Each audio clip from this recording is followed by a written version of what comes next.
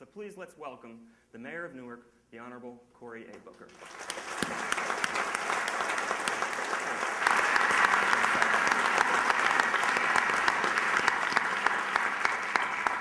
Thank you, Mayor. I also think you may be the tallest mayor in America. So, thanks for coming back. One of the questions, when we put these things together, these conferences together, we have a lot of panels and we have a lot of conference calls, and one of them was with the mayors. We have a mayors panel with about 6 mayors at the end of the day, start with you and then end with mayors, and they were not as positive in many ways. Okay, they feel that the state and local legislature are not doing enough to work with them, and at the end, one of the mayors said, "I think we need group therapy." And I want to ask you, based on your experiences, is the state of New Jersey in the need of therapy? Is Newark in the need of therapy? How is it working for you so far? Well, I've been in need of therapy, I think, since I was about 5 or 6 years old. Okay. My parents say that behind every successful child is an astonished parent. And some days they say, I can't believe this is my kid's doing these things. Actually, my parents are out here. Yeah, that's good. I suffer from a severe case of BO, as I often say, and it's not anything to do with how I smell, so you don't have to move over. It's bold optimism. I really, really think that this is a great time in New Jersey if we're willing to do what's necessary to seize the opportunities. And in cities in America right now, but particularly in New Jersey, this can be our boom years. And you mentioned some of it in the introduction. Gone are the days that you could move 40 minutes away from your work and think that it's not going to have a major impact on the bottom line for your family. People are looking because of energy costs, because of the rising costs of transportation. People are looking to be closer to where they work. And we have, especially here in Newark, but in New Jersey cities in general, such competitive advantage in a geographic sense and because of the built-in transportation infrastructures that exist. And the state's been very cooperative in doing some things, so I think we're bold steps, like the urban transit hub tax credit recently, which is something that provides incredible incentives for people to locate along transit hubs in the state of New Jersey. And we're right now, Newark, and people don't know this, we're the second fastest growing city in the Northeast, from Maine all the way down to Washington, D.C. The only city that's edging us out right now is Boston. Is that in terms of population or in terms of population growth, percentage of population growth? We're the second fastest growing city Newark is in the state of New Jersey in median income growth, and a lot of that obviously also is people moving to the city of Newark because people are starting to get it. And if you look at 1180 Raymond Boulevard right here, which was our first sort of foray into luxury downtown living, it's almost 7 out of 10 of the residents there are net new residents to the state of New Jersey. So we have a competitive advantage already. There's obviously things that I'd like to see us to do more aggressively, I think, to capture this opportunity.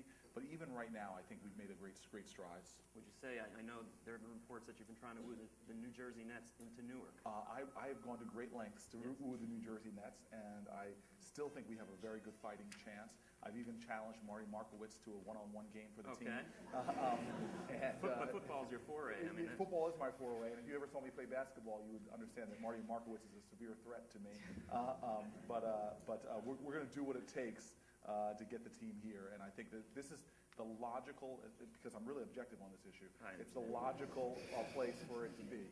Now, you've had some successes. There was a big announcement about Tucker Development announcing their plans yesterday. Yes. I think $1 billion project that's coming into town. Yes. And obviously that's going to be a major footprint in the city. Yes. Would you like to comment on that? Well, listen, Tucker, first of all, they are dreamers, but they're also deal makers, and they have a way of pushing a lot of projects together. I'm not allowed to say everything that I know, but they've got a lot of things right now that are forcing and pushing the real estate market to where it really needs to go locally, and I'm enthralled with them. But if you look at the spine of Broad Street, from all the way down at the Lincoln Park area, all the way to the Tucker site right along 280, and even if you go up 280 a little bit into the old Borden plant up above the Broad Street station, you have billions of dollars of investment now going to do some of the incredible real estate deals, from hotels in the arena area to residential areas in Lincoln Park to even other entertainment attractions.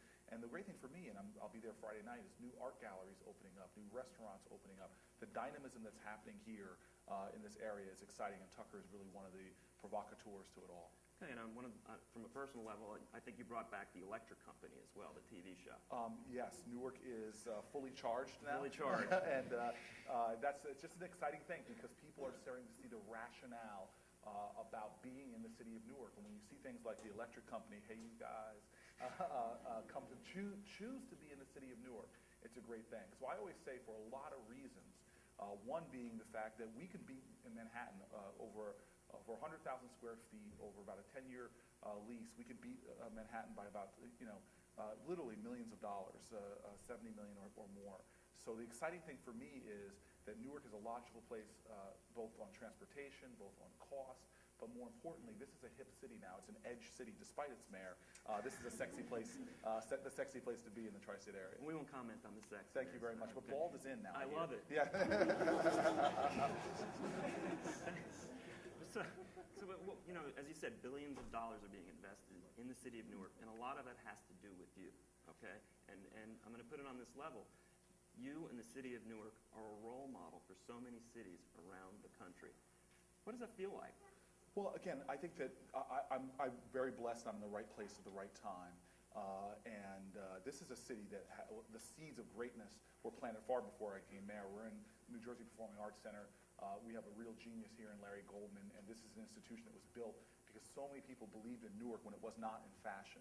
So I feel very good, like a surfer. I've caught a great wave and hopefully can navigate us forward. But it's exciting to me because I believe in America. And I grew up with parents who had this unbelievably romantic attachment to our country. And it seemed incongruent a little bit with the stories they told me, stories of having to not hire a white couple, but convince a white couple to pose as them in order to buy a home in Bergen County and integrate a town when I was just a baby, to what it was like to be the first black salesman for IBM and having cards ripped up and thrown in your face and say, tell IBM not to send any more nigger salesmen out here. So these are the kind of stories I heard, but yet my parents really believed that this nation, born in perfect ideals, but a savagely imperfect reality, is a history of ordinary people doing extraordinary things to make real on the promise of America. And that we are not defined by our problems, but by the greatness we've done to overcome them. And I believe in America right now, the cities are not our problems, but they're the answer to the unfinished business of America. That we can return and make our cities these thriving metropolises that become actually the engines of economic opportunity, the engines of the arts, and all the highest expressions of humanity that can begin to cast away some of the problems that seem to have plagued our nation. Well, you talk about America a lot, and I've seen several of your interviews, and the Pledge of Allegiance comes. I love the Pledge of Allegiance. I'm one of those strange people that loves the Pledge of Allegiance. I get very excited. And I've been to the first day of schools. I visited about 15 schools over the last 2 days, and that's one of my favorite moments because it's one of those times that literally as Americans, we all join together in one common chorus. We lift every one of our voices, especially our children who have the highest aspirations to hold our future in hand. But if you listen to the words, you don't say it in some kind of perfunctory manner, but you actually listen to the words. I'm always extracting that last part out that says that we're one nation, under God, indivisible, with liberty and justice for all. And to me, that's the very hallmark of our country, this idea of e pluribus unum, that in a united way we can advance as a people.